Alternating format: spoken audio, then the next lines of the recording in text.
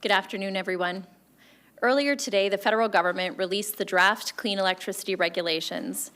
We will be doing detailed analysis in the months ahead. However, one thing is clear. The draft regulations are unconstitutional, irresponsible, unrealistic, and would make life less affordable for Albertans and Canadians. They will not be implemented in our province, period. They can't. We are beginning our talks with the federal government, and if we can't get alignment, Alberta will chart its own path to ensure we have reliable and affordable electricity for the people we serve. This means making sure we have adequate natural gas baseload and incentivizing CCUS-abated natural gas generation, small modular reactors, hydrogen, and a sustainable amount of wind, solar, and other renewables to drive down electricity costs. Albertans and our government care about responsible environmental stewardship. We are confident Alberta's plan will get us to a reliable and affordable carbon-neutral power grid by 2050. This is the direction Alberta is going. We invite the federal government to support us. We need to be realistic. The world is going to need a lot more electricity. Estimates indicate the power demand could double between now and 2050, and Canada's generation capacity will need to be up to 3 times larger than it is right now. These regulations were a chance to set us on a road towards a modern, reliable, and resilient grid, and to energy reliability, security, and affordability for Canada. Instead, we've seen the federal government put ideology before common sense, affordability, and reliability once again.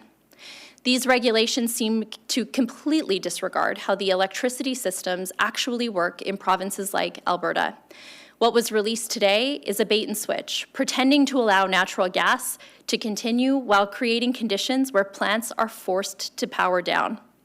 Either way, as currently written, the clean electricity regulations will make electricity less reliable and more expensive for homes and businesses across the country. 3 weeks ago, I had my first meeting with my federal counterpart. During that meeting, I specifically raised Alberta's concerns that these regulations threaten reliability. In the dead of winter or the middle of summer, Albertans need natural gas to keep our grid running, keep families from freezing, to turn the lights on, to run air conditioning and businesses operating. Alberta's natural gas power plants cannot simply be kept in the cupboard and brought out to turn on and off whenever they're needed. These are massive commercial operations. They need to be viable and available when needed most. The bottom line, despite what is being said, these regulations do not have the flexibility needed to support a reliable future, and not just in Alberta, in Saskatchewan, in New Brunswick, and in Nova Scotia, and for all the other Canadians who need reliable electricity for decades to come. The financial cost of implementing these regulations in such a short time would also be astronomical, and these costs will ultimately be paid for by families and businesses in the years ahead. Recently, the Public Policy Forum report pegged the cost at well over $1 trillion, and the Conference Board of Canada had previously put the cost at $1.7 trillion. When we see numbers like that, who would trust the federal government's math? We are here to represent Albertans, and their concerns, again, are affordability and reliability. We can't afford drastic increases to our bills. Can you imagine being a parent of young children, having to ration power and not being able to turn on your light switches in the middle of the night, in the middle of winter? Albertans and others will be reviewing this regulation closely, and rest assured, this will be part of our talks with the federal government. Because again, our feedback is not seen in the regulation released today. And let us be very clear, Alberta will not accept these clean electricity regulations. That is firm and it is non-negotiable. We care about environmental stewardship and have an emissions reduction and energy development plan. We can achieve our environmental goals in a much more realistic way that doesn't jeopardize jobs, our economy, or put Albertans at risk. And we'll be making sure our federal counterparts hear that message. With that, I'm happy to take your questions. Okay, we'll start in the room. One question, one follow-up, and then I'll hit the phone lines. Go ahead. Name and outlet. Yeah.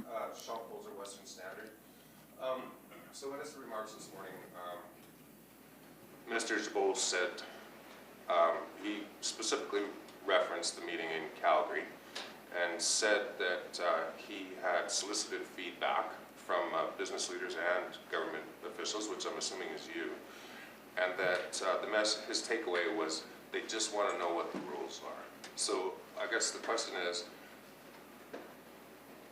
did he listen to anything that you guys said? Like, what was the feedback? You know, I think what we're seeing again is mixed messages and contradiction from the federal government. They say that this addresses affordability and reliability, but then they've put provisions in these regulations that do the exact opposite. They know it's costly, they know it's risky. The federal government knows this, and yet they're still moving ahead. And so I think that that's the concern that we have. We have been hearing from folks within the power and natural gas industry all morning since these federal regulations have been released, and I can tell you that there is huge concern. And that's not just in Alberta. I think we're seeing that across the country as well. So I guess the follow-up is, what are the next steps then? They've gone up for what, a discussion period of 75 days? Supposedly for more feedback. So what is specifically your role, and what can be done if they continue on in this course? Premier Danielle Smith has set up discussions between our province and the federal government to discuss everything from these clean electricity regs and, of course, a potential emissions cap, which would, again, be a non-starter for the province of Alberta. This will absolutely be something that is raised in those discussions. But, again, these regulations, as they've been presented, absolutely will not be accepted by Alberta. The example, I'll give you one example, and that's really around natural gas. We need a natural gas. We need that to back up our system. Again, if you are a parent or a family or a business and you're trying to operate or live your life in the middle of January in a province like Alberta, you absolutely want to see the lights go on when you flip the switch and that you can continue to heat your homes and live your life in an affordable way. These regulations put that at risk. They say, for example, that we can continue to see natural gas production, yet then they've changed provisions or are presenting to change provisions for the lifespan of natural gas plants from 40 to 20 years. Who's going to build that plant with a lifespan of 20 years? And so this is what we continue to see from the federal government. It's a bait and switch. It's not going to work for Albertans or, quite frankly, a number of other provinces across the country. Anybody else have questions in the room? CTV Calgary. In this draft regulation, they talk about flexibility allowing for some limited roles of fossil fuels. I'm wondering if there's any flexibility for Alberta to do this, and if 2050 is that hard deadline, are we able to, at 2050, get to that point where we're not relying on fossil fuels? Is that kind of the deadline you're looking at? Yeah. Our Premier has been very clear that we have an emissions reduction and energy development plan that aspires to net zero by 2050. The federal government setting an arbitrary target of 2035 for a net zero electricity grid is completely unrealistic. It's also unconstitutional. And of course, it impedes the affordability and reliability of our grid for everyday Albertans. And so I would suggest that we would like to see the federal government have those discussions in good faith, and let's agree to what things look like in 2050, but not pick arbitrary goals that are essentially going to make life less affordable for Albertans and Canadians. So do you envision a future where we would not have any reliance on fossil fuels in our electricity grid? Our emissions reduction and energy development plan was just released this spring, and it's not about an either-or approach. It's all the above. We have some of the most sustainably produced oil and gas in the entire world. We have the opportunity right now to be leaders in Alberta, in Canada, and worldwide when it comes to emissions reduction by getting more of our products to market. We want to see our energy industry be sustainable for decades to come. We also want to see continued investment in renewables. We want to see technology like CCUS and hydrogen and small modular reactors. It's not an either-or discussion, it's all the above. Anybody else on the floor? No? Okay, operator, let's go to the first caller, please. Thank you. Alex McQuaig, Western producer. Thanks for taking my call, Minister. I guess just leading it from it out of that last point, either or. When we're talking about renewables and on agricultural land, I mean, currently landowners have the right to make sure there's a remediation program in place, ask for a bond, even have the choice to say no to a project. And I guess maybe if you can explain a little bit of the rationale for this moratorium that essentially is going to take decisions out of the hands of landowners. So I would say that's one of the considerations as we move forward. Right now, we have announced a 6 to 7 month pause on renewable investments, and that's for a number of reasons. As Alberta is known as a province of innovators, we are open for business. In fact, we saw 75% of renewable investments in Canada last year in the province of Alberta. Now, this is still a relatively new industry, and obviously that growth is rapid. We have an opportunity right now to put parameters in place to make sure that we have reliability and sustainability and affordability in our grid, but also to address those concerns that have been raised around liability and reclamation. Certainly in my previous role as the Minister of Municipal Affairs, this is one of the main items I heard when I was at the Rural Municipalities Conventions. It is something that we've been hearing about increasingly so over the last number of months, and something the Premier has been very clear in discussing over the last number of months as well. So this work has to be done, and I think in the interest of investor certainty and charting a clear path forward, it's better to do that work sooner rather than later. Alex, do you have a follow-up?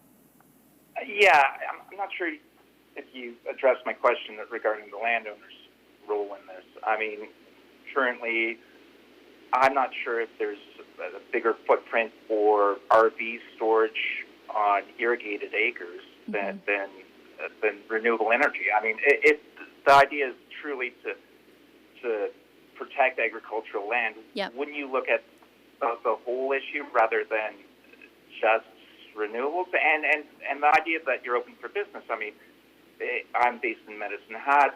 There's hundreds of people here who have just been given a 6-month layoff slip from the Alberta government, and those businesses that have been doing well with the economic spin-offs. I guess, can you explain that a little bit more? I mean, it seems like a pretty drastic measure with broad ramifications that maybe could have been done a bit differently. This is a 6 to 7 month pause to make sure that we are getting this right. We have heard concerns about reliability and sustainability of our grid as well as affordability. We need to make sure that we have a reliable grid so that when Albertans need power, they have access to it. Of course, we've also heard concerns about making sure that our prime agricultural land is protected. And so these are all things that are going to have to be considered over this next 6 to 7 months. Operator, let's go to the next caller, please. Thank you. Emma Grady, Globe and Mail. Yeah, g'day, Minister. Thanks for taking my questions, as always.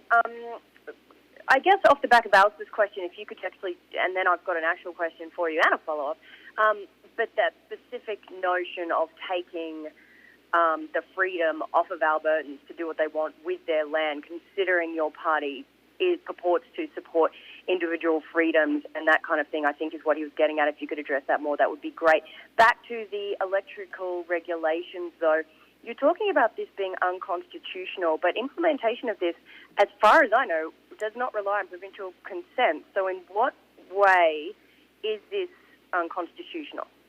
I would say that, especially given the impacts on our natural gas generation, that is absolutely an area of provincial jurisdiction. And so, we, like many other provinces across this country, are just asking the federal government to respect those areas of provincial jurisdiction, and especially when it comes to our energy development, which is clearly impacted by these regulations. And we do have folks that will be diving in and doing deeper analysis over the coming weeks on exactly what those impacts will be.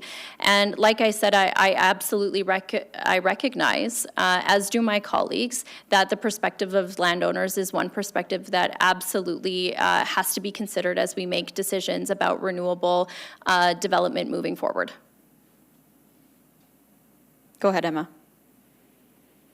Yeah, so I guess for my follow-up, when it comes to, this notion of Alberta's grid and where we're going to go from here, yet actions your government is taking is already impending and will impend impede investment in the province, particularly in the battery storage thing.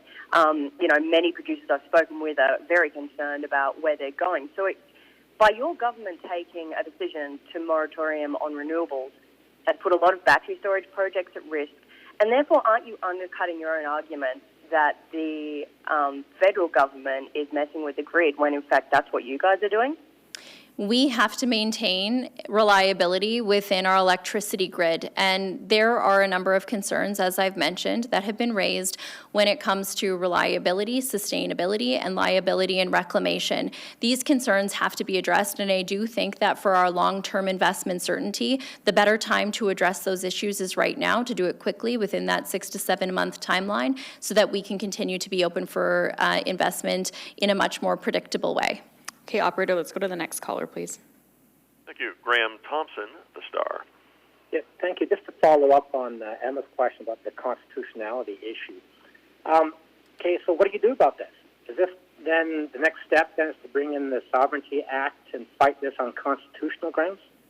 You know, the Premier has been very clear that our first step is to sit at the table and have these important discussions with the federal government. We needed to see flexibility, and of course, you know, when the Sovereignty within a United Canada Act was tabled and passed in the legislature, the Premier said, you know, we hope that it's a tool that we don't have to use. If we have a federal government that respects areas of provincial jurisdiction and treats all provinces and territories within this country fairly, ideally that would be something that we don't have to use. We are starting those discussions with the federal government, and what's included in today's clean electricity regs, they are completely unreasonable. They are concerning when it comes to affordability and reliability of our grid, and these will be discussions that we're taking to that table. Do you have a follow-up, Graham? Okay, yeah, absolutely. So if they're not reasonable, and you've been saying for some time, you've talked to the government, the federal government, they're not being reasonable. So if they continue, in your eyes, to not be reasonable, then will you then start using the Sovereignty Act? Will you take them to court? You're going to force them to court?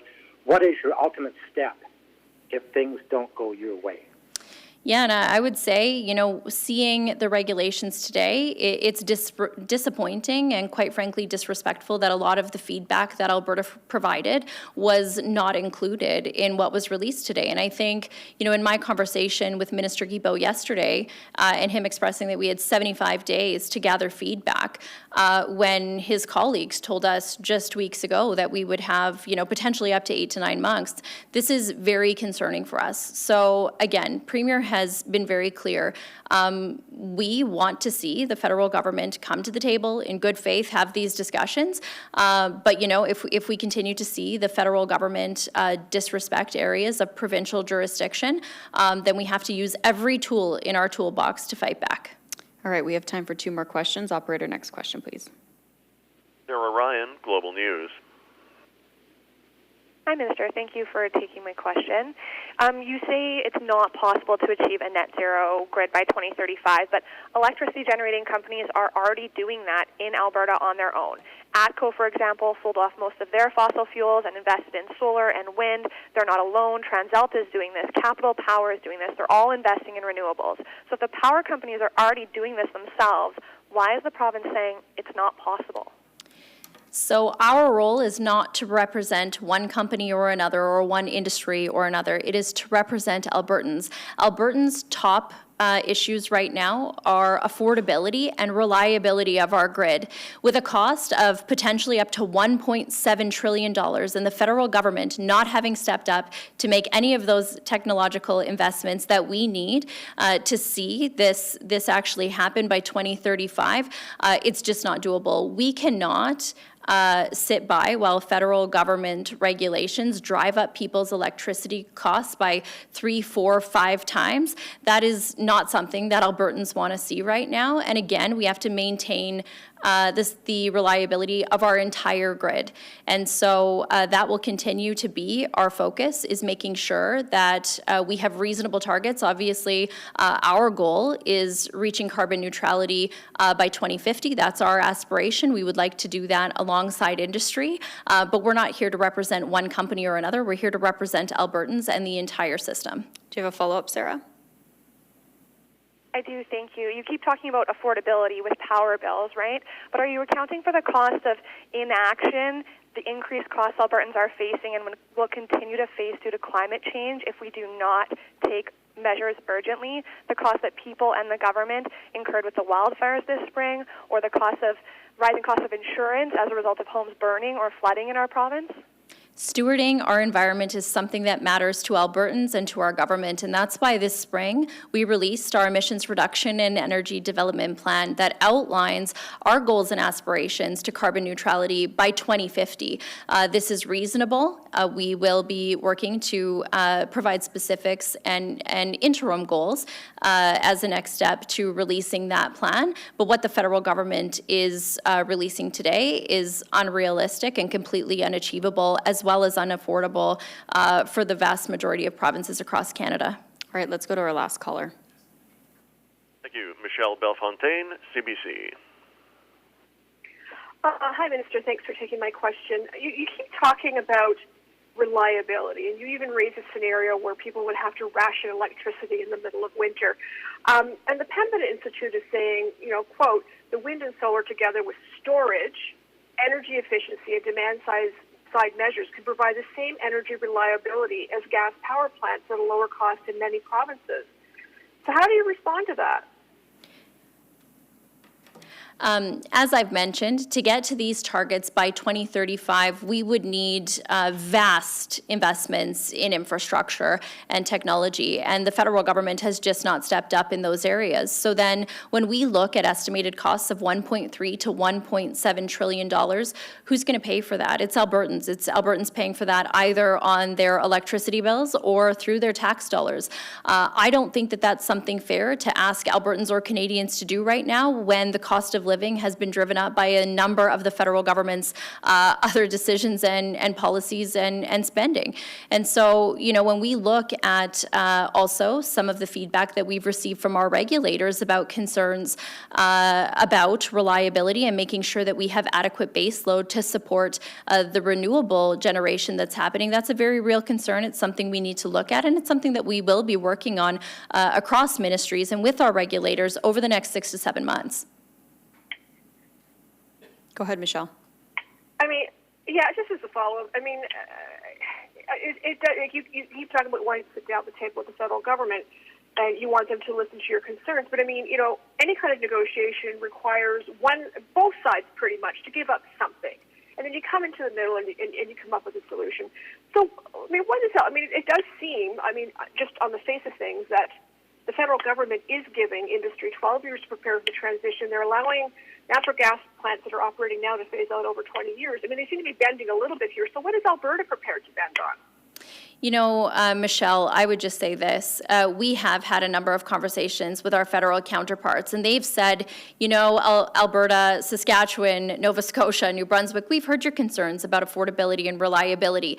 I don't think that is entering into negotiations or discussions in good faith, that, they say that they hear those messages and then they release regulations that do the complete opposite. We will be at the table. The Premier has been very clear. These are important discussions.